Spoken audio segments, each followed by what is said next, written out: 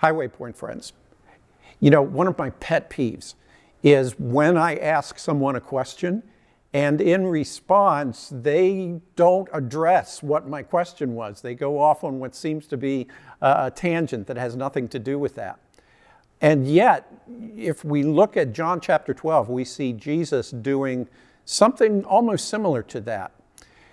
Chapter 12 begins describing Jesus and his disciples coming toward Jerusalem and entering Jerusalem for the Passover festival. There are thousands of Jews from all over Palestine and from outside of Palestine who have come for the festival. And Jesus and his disciples come in. He is riding on the colt of a donkey. People are spreading their cloaks out on the road and palm branches. And the people of the city are coming out asking, "Who is this?" The disciples are saying, "This is Jesus, the prophet from Galilee." And the whole city is just abuzz as to who this person is and what this might mean. As the chapter goes a little further, it describes a group of Greeks. We don't know whether they were Jews of Greek ethnicity who had come to Jerusalem for the festival. We don't know whether they were non-Jewish Greeks but who had become believers of the God of the Jews. We don't know whether they were just there on vacation to check things out. But for whatever reason, they came to Philip, one of Jesus' disciples, and they ask, "We want to see Jesus." Philip takes them to Andrew, and then together they all go to Jesus, and they're presented to Jesus. And in verse 23 through 25, Jesus, in answer to these disciples, says this: "The hour has come for the Son of Man to be glorified. Truly, truly, I say to you, unless a grain of wheat falls into the earth and dies, it remains by itself alone. But if it dies, it bears much fruit. He who loves his life loses it, and he who hates his life in this world shall keep it to life eternal. If anyone serves me, let him follow me, and where I am, there shall my servant also be. If anyone serves me, the Father will honor him." And then it says that Jesus goes on to say that my soul, my spirit is troubled within me. And what am I going to do? Am I going to ask the Father to spare me from this hour? This is why I came. And then he asks his Father to glorify him.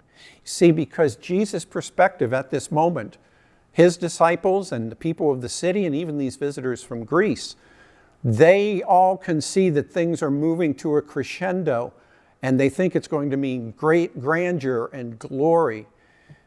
Jesus knows that there is a crescendo coming, but it's not going to be what everybody thinks.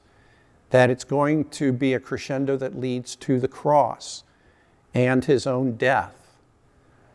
And so he tells them, "I tell you the truth, unless a seed falls into the ground and dies, it can't bear any fruit." Jesus knew that for him to accomplish the purpose that his Father had sent him, it would mean his death. He would have to die to carry out that mission. So Jesus is trying to communicate something really important to his disciples. If you're going to bear fruit for me, you're going to have to die.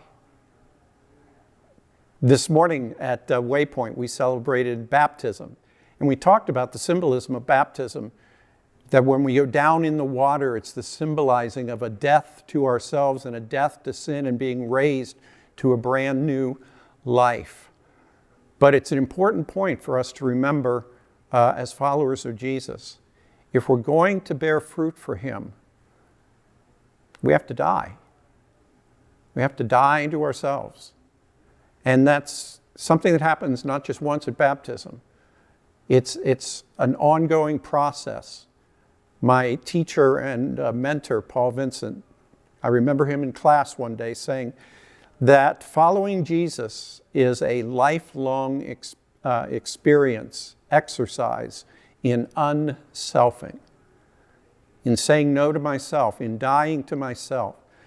I don't know about you. There are places and aspects of my life I would love to just say, "Well, God, we can keep those things. We'll just dust them off a little bit. We'll wipe them off with a rag. We'll paint them and it'll be okay. And God lays his hand on those places and he says, nope, you got to kill it. It's got to die. And so I would encourage you to look at these words in chapter 12. Unless a seed falls into the ground and dies, it cannot bear much fruit. But if it does die, if it is raised to new life, it bears much fruit. And my Father is glorified. Paul in Galatians would say in chapter 2, I have been crucified with Christ, and it's no longer I who live, but Christ lives in me.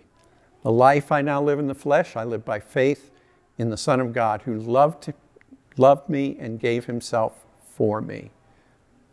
Hashtag, it's not my life. Blessings.